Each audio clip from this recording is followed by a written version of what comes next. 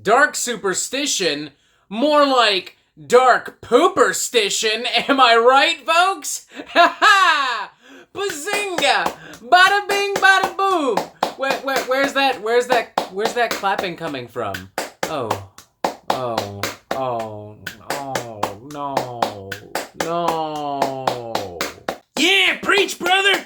No more trendy hipster metal! Woo! Hell yeah! Woo!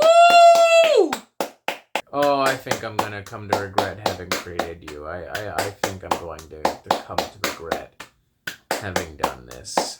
Good morning, metalheads of the internet, and welcome to a brand new episode of the Metal Meltdown. Today we are talking about the latest studio album from Gatecreeper entitled Dark Superstition. This is the third full-length studio album from this American death metal crew hailing from Tucson and Phoenix, Arizona. I first came to know them back in March of 2016 when they did a show here in Toronto at Lee's Palace with Nails and Toxic Holocaust, and here's a cute little fun fact for all y'all, a cute little piece of Metal Meltdown trivia and lore. That was the first concert that Anna and I went to together. And clearly that night was a rousing success for all parties involved because, boom, hell yes. And also, I've continued to pay more and more attention to Gatecreeper, and I would feel comfortable saying that they are the poster boys of the modern death metal scene. Records like Surrounded Deprivation and Deserted are chock full of meaty, menacing riffs and pounding percussion and agonizing throaty vocals, influences from across the death metal spectrum, that awesome HM2 guitar tone as well. I mean, they kind of mastered that whole sound and feel. Love the 2021 EP An Unexpected Reality as well, which saw Gatecreeper venture into the realms of death grind and doom metal. And this puts Dark Superstition in interesting territory because it's everything I've come to know and want and expect from Gatecreeper from all of these albums. But also, there's a bunch of twists and turns that I never saw coming, but that I'm extremely happy that Gatecreeper made. Right off the bat, you can tell that creating and implementing mood and melody into their songwriting and songcraft was a big priority for Gatecreeper on Dark Superstition. It is a much more atmospheric record than what I was expecting, occasionally exuding real melancholy and somber vibes. It's also a more triumphant and bombastic record with bigger hooks and more dynamic twin guitar leads and licks and harmonies and such. And despite all of this, I'd be willing to argue this is sonically still their most brutal album to date. None of the heaviness or the grittiness has been compromised whatsoever. You've got the opening cut, Dead Star, for instance, which pairs epic battering beats and dirty, gritty chainsaw riffs with a genuinely really strong, punchy, memorable hook and some classic melodic death metal guitar licks and harmonies. The whole thing kind of feels like a mix of like Clayman era In Flames and like really early Dismember.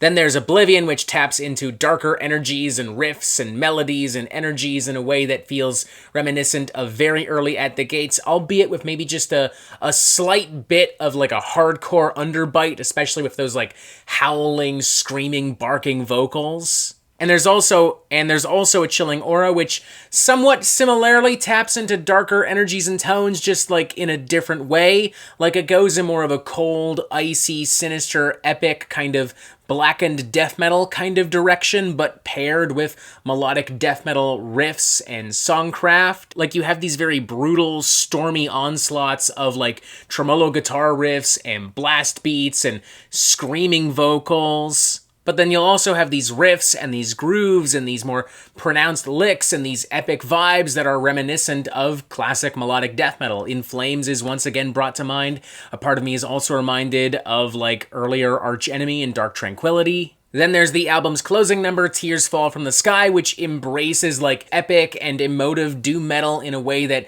brings to mind like Chemist, but if they just fully integrated death metal guttural vocals. And you even have cuts like Flesh Habit and The Black Curtain, which integrate more minimalistic, moody soundscapes and guitars and almost gothic sounds that I would expect from like Paradise Lost back in the day. And if you're showing up strictly to hear the kind of stuff that Gatecreeper was doing on Saronin Deprivation or Deserted, don't worry, they got you covered here too. Masterpiece of Chaos, for instance, is filled with dark, evil, nasty, sinister grooves and wailing guitars and dive bombs. Whereas Caught in the Treads is a grisly, mid-paced, pulverizing pounder reminiscent of the kind of stuff Bolt Thrower used to churn out back in the day. And of course, Gatecreeper's love and admiration for that classic HM2 guitar tone remains intact all across this thing. This is some of the best production I've heard on a death metal record this year, to be frank. Like, everything just sounds so big and so nasty and so mean. There's a lot of gristle, a lot of dirt, and a lot of muscle,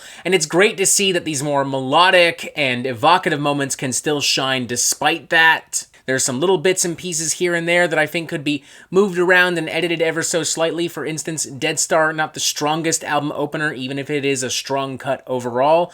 More importantly, though, I feel like Chase Mason's vocals are a little overdone on this bad boy. Like, he just kind of sounds vocally fried on this thing. I love that he's really pushing himself and expanding his range, but sometimes it really just kind of sounds like somebody just, like, howling after deep frying their vocal cords, you know? Overall, I'm feeling a 4 out of 5. I think it's a great record. I love that Gatecreeper have pushed themselves to new heights with this thing. I love how they've combined everything that they've done so well in the past with new influences and new ideas, a lot of which I never saw coming. Like, I didn't expect Gatecreeper to get this much into, like, melodic death metal and death doom and even gothic metal on this album. Like, the fact that they're able to bring so many different shades and tones and ideas, so many different, like, energies and influences from, like, At the Gates, Dismember, In Flames, Paradise Lost, Bolt Thrower, and bring it all here together onto this one album and have it kick as much ass as it does and have it feel as balanced as it is, that's genuinely really impressive. I don't know if I would say that this is their best album. I do like Deserted and An Unexpected Reality maybe just a little bit more, but it's still nonetheless a great record, very fun, very cool, very heavy. I highly recommend it. 4 out of 5, it's great. Check it out. And that is it for the Metal Meltdown. I am not an expert, nor do I claim to be. So what do you think? Do you like this record? Do you not like this record? And what do you want to hear from me next? And thank you for watching. Make sure you press subscribe right here so you get updates on the Metal Meltdown immediately. Look, there's more videos here. And as always, you have yourself a fantastic fucking day.